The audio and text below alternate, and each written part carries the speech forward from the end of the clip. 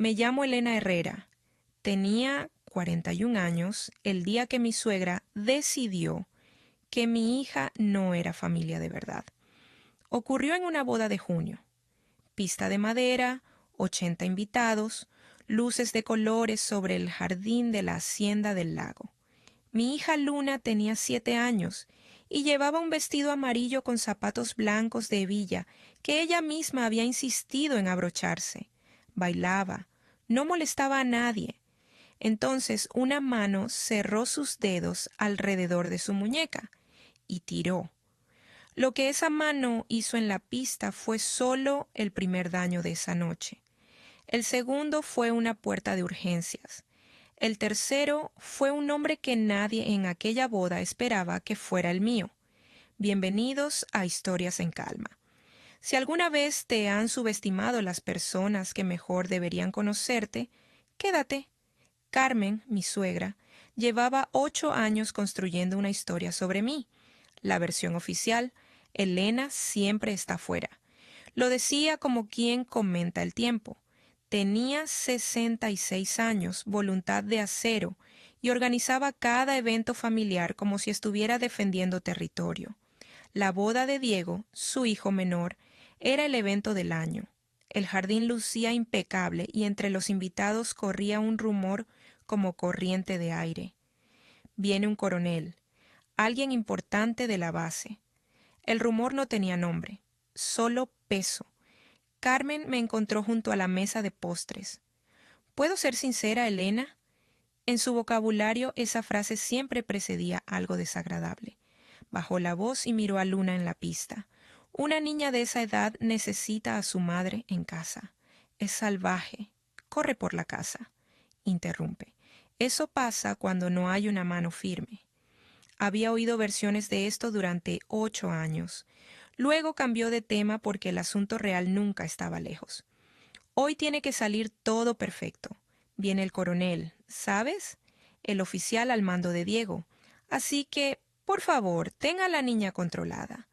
Sentí el impulso de aclarar quién exactamente podría llegar ese día de uniforme. Lo dejé pasar. Explicarme habría parecido suplicarle respeto, y había terminado de suplicar. Bernardo, el hermano de Carmen, de 63 años, trataba cada reunión como una junta que él presidía. Ruidoso y convencido de que el mundo se había vuelto blando. Y estaba Tamara, prima de Sergio, que recorría la recepción con el teléfono levantado como una antorcha. Cuando apuntó la cámara hacia Luna en la pista y dijo en voz alta que alguien estaba criando a una pequeña fiera, sentí el calor subirme al cuello y lo empujé hacia abajo. Reaccionar era lo que Tamara quería. A las 6 el ambiente había cambiado. El cuerpo distingue entre los nervios y una advertencia. Me agaché al nivel de Luna entre 2 canciones. Quédate cerca de mí un rato, ¿de acuerdo? Frunció el ceño. Estoy bailando. Lo sé. Baila donde yo pueda verte. Luego encontré a Sergio. Si me llaman del trabajo y me aparto, tú la vigilas. Siempre lo mismo. Mi teléfono vibró a las 6:40. Un número que no podía ignorar. Retrocedí 3 pasos hacia el borde del jardín y respondí. Actualización de estado. Menos de 1 minuto. Nada urgente al final. Pero durante esos instantes, mis ojos estaban en el suelo en lugar de en mi hija. A mis espaldas sonó la segunda canción, la de los aplausos en el medio, la que Luna trataba como un himno personal. Escuché los aplausos, los niños animando, luego una voz adulta y afilada cortando la música. Y debajo, el llanto de una niña que reconocí en la columna vertebral antes de que mi cerebro lo procesara. Me giré. Carmen estaba en la pista. Su mano rodeaba la muñeca de Luna, arrastrándola fuera de la madera mientras los pies de mi hija tropezaban tratando de seguirla. Un zapato blanco se desprendió y quedó en el suelo. El brazo de Luna estaba tensionado hacia arriba y hacia atrás en un ángulo que ningún brazo debería alcanzar. Y Carmen lo decía lo bastante alto para que 80 personas lo escucharan, con la cara tensa y casi orgullosa. Ninguna hija de un soldado arruina el día de mi hijo. Fuera de aquí. El jardín enmudeció. Bernardo se interponía entre Sergio y la pista con una mano enorme en el pecho de mi esposo. Tamara tenía el teléfono levantado. Elena, la novia, estaba paralizada junto al pastel con las dos manos sobre la boca. Luna sujetaba el brazo derecho contra el cuerpo y emitía un sonido pequeño y agudo, el sonido de una niña que ha ido más allá de las lágrimas y ha entrado en el shock. Crucé esa pista más rápido de lo que he cruzado nada en mi vida. No grité a Carmen, no la miré en absoluto. Me arrodillé delante de mi hija y toda la recepción dejó de existir. Tomé el rostro de Luna entre mis manos. Mírame, cariño. Estoy aquí. Sus ojos encontraron los míos. Luego observé el brazo sin tocarlo. Lo sujetaba doblado, la palma contra el estómago, el codo seguramente. No la muñeca, donde ya empezaba a marcarse el moretón con la forma de unos dedos. Levanté a Luna contra mi pecho, recogí el zapato blanco del suelo y me puse de pie. Vamos a urgencias, le dije a Sergio. Ahora. Mi voz era baja y uniforme, y esa calma pareció asustar más que un grito. Sergio apareció en mi ventanilla antes de que pudiera salir, partido por la mitad. Al final se quedó porque el evento se desmoronaba y él nunca había podido alejarse de una habitación que se caía a pedazos. Lo entendí. Salí de ese aparcamiento y por primera vez en 8 años no miré atrás para comprobar si su familia me aprobaba. La prima decente del grupo familiar me mandó una captura del chat antes de que llegara a la carretera. Tienes que ver esto. Tamara había subido un clip cortado con habilidad. Empezaba después de que Carmen agarrara a Luna, así que lo único que se veía era a mi hija retorciéndose contra una mano adulta. Sin audio, sin plano del brazo torcido. El texto decía: «Esto es lo que pasa cuando no hay disciplina en casa». Puse el teléfono boca abajo en el asiento del copiloto y seguí conduciendo. En urgencias, la doctora que llegó al cubículo examinó el codo de Luna con cuidado y levantó la vista. Es una subluxación. La cabeza del radio se sale de su sitio. Un tirón suficientemente fuerte puede provocarlo. La última parte sin énfasis, pero sus ojos hicieron la pregunta: ¿cómo ocurrió? Le dije la verdad sin adornos. Una familiar la agarró por la muñeca y la arrastró fuera de la pista de baile. El bolígrafo de la doctora se detuvo un segundo. Asintió y escribió. La reducción tardó segundos. Un movimiento fluido, un clic suave. Luna soltó un quejido, parpadeó sorprendida, y 1 minuto después estiraba la mano hacia la pegatina de la enfermera, la misma mano que no había movido en 1 hora. Cuando una niña de esta edad ingresa con una lesión causada por un adulto, estoy obligada por ley a comunicarlo a los servicios sociales y a las fuerzas del orden, me explicó la doctora.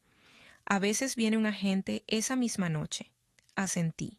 Lo había esperado. Algo en mí, la parte que firma su nombre en las cosas verdaderas, sintió el suelo volverse sólido. Esto ya no era una historia que Carmen pudiera moldear en un chat. Era un registro entrando en un sistema que no se preocupaba de quién había llorado más en una boda.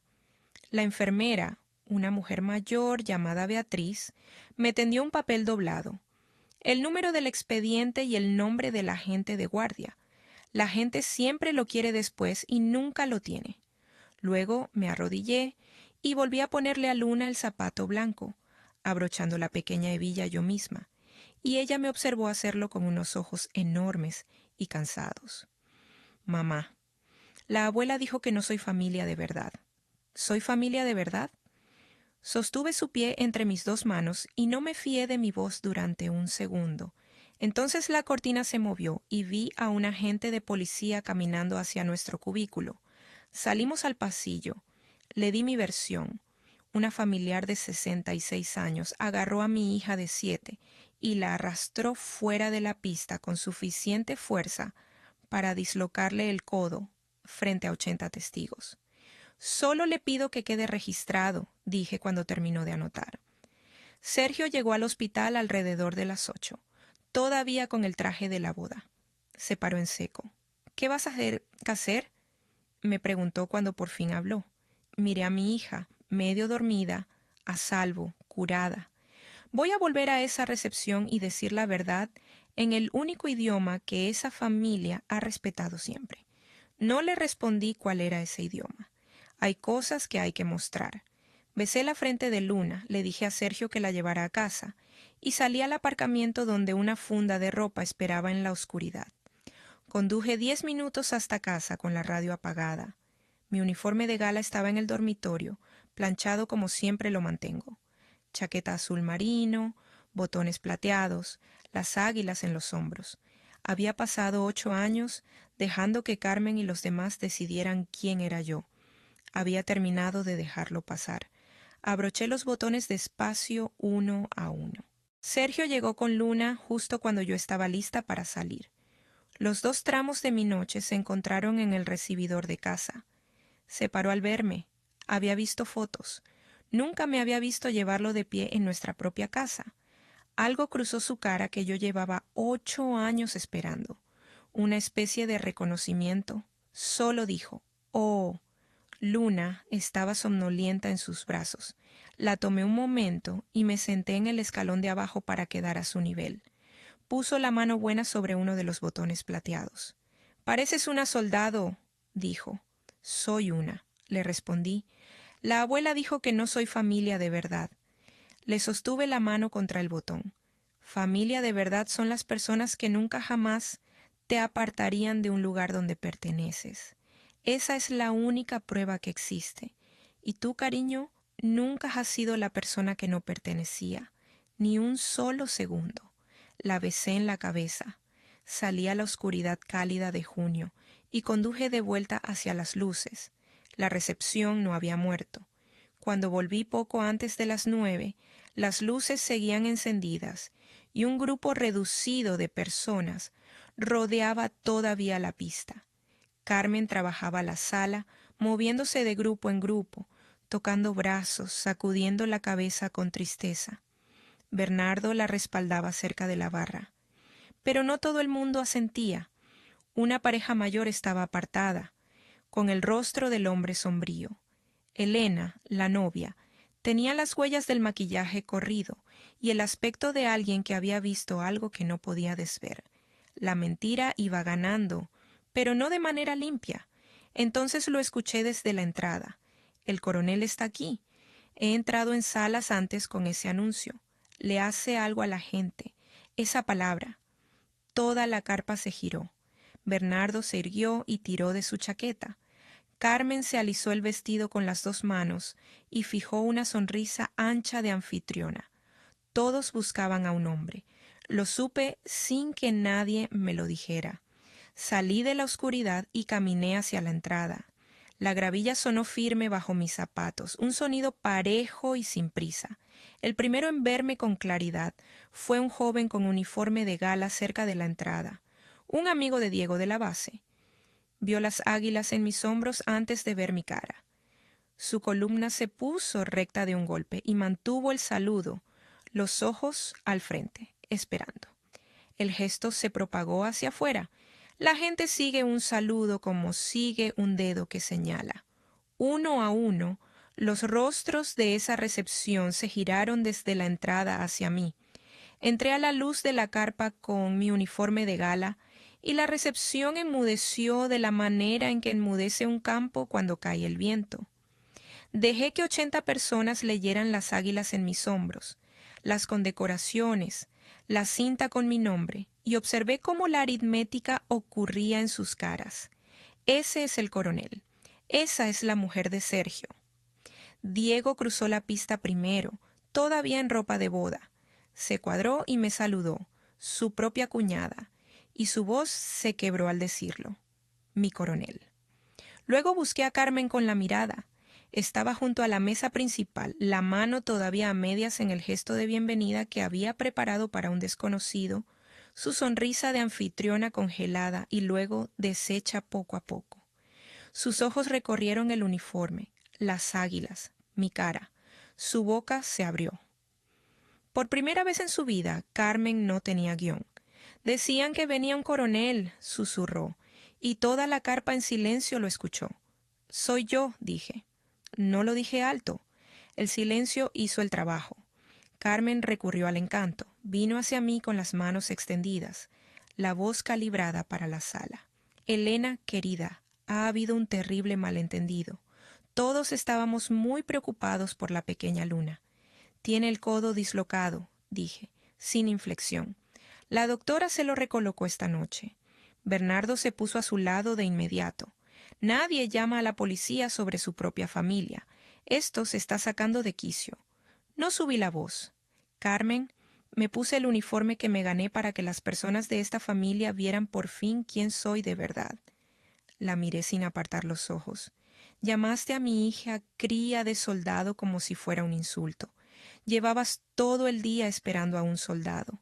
Aquí estoy. Luego saqué el papel del bolsillo y me giré hacia la sala. Porque la sala era donde tenía que vivir la verdad. Mi hija tiene 7 años. Esta noche una doctora tuvo que recolocarle el codo. El hospital está obligado por ley a comunicar una lesión así cuando la causa un adulto. Di mi declaración a la policía hace una hora. Solo voy a preguntar. ¿Lo visteis? El silencio se extendió. Y entonces el hombre mayor junto a la mesa del pastel dejó su bebida y se puso de pie. Lo vi, dijo. Su voz temblaba, pero no volvió a sentarse. La niña no hizo nada. Esa mujer la agarró del brazo y la arrancó de la pista. Llevo 2 horas sintiéndome mal por esto. Una mujer 2 mesas más allá se levantó. Yo también lo vi. Luego una dama de honor, en voz baja. Perdió el zapato. Lo vi ocurrir. Y Elena, la novia, con el maquillaje arruinado y su vestido blanco, se puso en pie y miró directamente a Carmen. Te vi hacerlo, dijo. En mi boda. Nunca lo voy a olvidar. El teléfono de Tamara se bajó lentamente y se apagó. Entonces unos faros barrieron el aparcamiento. La agente había dicho que podría venir mientras los recuerdos estaban frescos. Y ahí estaba, caminando por la entrada sin ninguna prisa, cuaderno en mano. Buenas noches, dijo a la sala. Entiendo que algunos de ustedes vieron lo que le ocurrió a una niña esta noche. Me gustaría hablar con quien esté dispuesto. La compostura de Carmen se rompió de golpe, como una presa que no se agrieta sino que falla. Esto es una locura, dijo demasiado alto, la voz astillándose. Esta es la boda de mi hijo. Todos la están apoyando a ella por un disfraz. Lo he dado todo por esta familia. Todo. Gritaba ya, girando en círculos, buscando un aliado y encontrando quietud. Cuando se quedó sin aliento, hablé. Te lo dije hace mucho tiempo, Carmen. Yo no hago escenas. Miré a la gente, a los testigos, al papel en mi mano. Hago registros. Se volvió hacia la única persona que le quedaba. Sergio, dijo. Dile que pare. No había visto entrar a Sergio. Estaba justo dentro de la carpa en mangas de camisa, y todas las cabezas se volvieron hacia él porque Carmen le había convertido en el voto decisivo. Lo observé con todo ese peso encima y no dije ni una palabra. Miró a su madre, que lo buscaba con toda su cara. Me miró a mí con el uniforme que nunca me había visto llevar. Luego miró el sitio vacío en la pista donde su hija había perdido el zapato. Cuando habló, la voz era ronca, pero no vaciló. Mamá, dijo, has ingresado a mi hija en urgencias. Carmen intentó protestar y él habló por encima de ella, algo que yo nunca le había visto hacer. No, te vi agarrarla. Dejé que el tío Bernardo me retuviera en lugar de detenerte, y me avergonzaré de eso el resto de mi vida. Ahora te paro. En el otro lado de la carpa, Diego se puso junto a su hermano, todavía con la ropa de boda, la mandíbula firme. Sea coronel o no, es mi sobrina. Estuviste equivocada, mamá, y todo el mundo aquí lo vio. Carmen quedó sola en el centro de la pista entre sus 2 hijos, y por primera vez en toda la noche nadie se levantó para defenderla. Lo que pasó a continuación me sorprendió. No volvió a enfurecerse. Se dejó caer en la silla más cercana y la lucha abandonó sus hombros.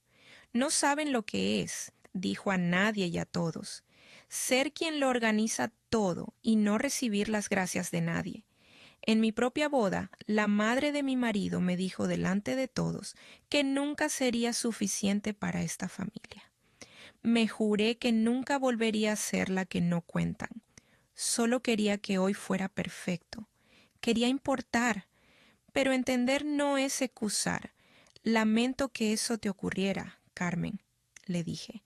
Nadie debería sentir que no pertenece en la mesa de su propia familia, pero que te lastimaran hace 40 años no te da el derecho de poner las manos encima de una niña de 7 años. No existe ninguna versión de tu dolor que convierta eso en algo que pueda perdonar esta noche. Ella apartó la mirada. Así va a ir esto, dije. Lo mantuve parejo y claro, como se da una orden que se tiene intención de cumplir. Pero hasta que haya una disculpa real a Luna, no verás a mi hija sin que Sergio o yo estemos en la misma habitación. Es la nueva regla y no está a negociación. Nadie discutió. Bernardo estudiaba el suelo. Carmen se quedó con las manos en el regazo y no dijo nada, que fue, a su manera, lo primero honesto que hizo en toda la noche. Encontré a Diego y Elena cerca del pastel que nadie había terminado de cortar. Siento que tu boda haya terminado así, le dije a Elena. Merecías un día perfecto. Ni se te ocurra disculparte, dijo ella firme. Protegiste a tu hija. Es lo único que alguien hizo bien esta noche. Diego me abrazó y susurró que estaba orgulloso de ser mi familia. Le dije que fuera a bailar con su mujer mientras quedara música, porque la noche no tenía por qué pertenecer a Carmen solo porque ella lo había intentado. Luego caminé hacia la salida. A mis espaldas la segunda canción volvió a sonar y vi a algunos invitados volver a la pista por Diego y Elena. No miré hacia atrás a Carmen. Había terminado de mirar hacia atrás a Carmen. Entré en el coche y conduje hacia las únicas personas cuya opinión de mí había importado alguna vez de verdad. El condado siguió el proceso. Después de revisar el informe médico y las declaraciones de testigos, el fiscal acordó resolver el cargo mediante un programa de derivación y orientación, dejando un registro que acompañaría a Carmen durante bastante tiempo. Yo había dicho la verdad y había dejado que el sistema la sopesara. Eso era todo lo que había querido. Varios familiares enviaron disculpas incómodas. Las acepté y seguí adelante. Sergio también cambió, de la manera que importa. Dejó de traducir a su madre para mí. Cuando ella llamaba para tantear el límite, él lo mantenía sin que yo se lo pidiera. Carmen no ha visto a Luna a solas desde entonces. Finalmente mandó una tarjeta con una disculpa real y dejé que Luna decidiera qué quería hacer con ella. El codo de Luna sanó en 2 días, como prometió la doctora. Las cosas más difíciles tardaron más. Unas semanas después, un domingo cualquiera, estaba preparando café cuando la segunda canción sonó en la radio de la cocina, con los aplausos y todo. Luna levantó la mirada de su tazón de cereales, consideró su brazo curado un segundo, y luego bajó y empezó a bailar con sus zapatos blancos ahí mismo en el linóleo, las hebillas abrochadas, los dos. Giró hasta que el pelo le voló como había girado en aquella pista.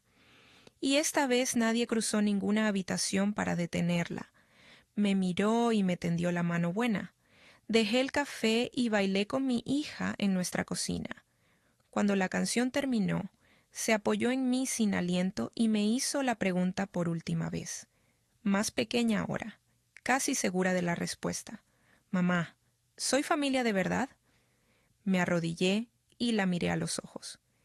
El respeto no es algo que se exige siendo la más ruidosa en la habitación. Es algo que se gana siendo quien protege a la persona más pequeña que hay en ella. Esa es mi historia, un baile, un uniforme y una niña pequeña que solo necesitaba saber que pertenecía,